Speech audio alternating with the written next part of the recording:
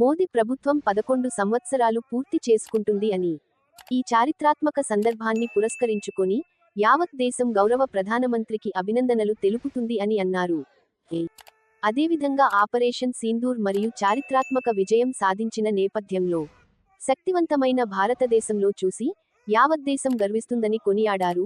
ఈ కార్యక్రమంలో మండల సీనియర్ నాయకులు వాంజరి రాజు, బారు చంద్రయ్య, భాస్కర్ రెడ్డి, ప్రభాకర్, ఇప్పస్వామి, రామకంత్, మహేష్ చారి మరియు గ్రామ బూతు అధ్యక్షులు బాసు రాజు, కార్యక్రమ కన్వీనర్లు బారు అరవింద్, శ్రీకాంత్ గౌడ్, మండల నాయకులు అనిల్, రాజు, వినోద్, శివప్రసాద్, స్వామి, లక్ష్మణ్, చందు, శ్యామ్ కుమార్, లక్ష్మీనారాయణ, నరసింహారెడ్డి, చందు, నగేష్, అరవింద్ రెడ్డి మరియు మండల ముఖ్య నాయకులు, గ్రామ బీజేపీ కార్యకర్తలు తదితరులు పాల్గొన్నారు.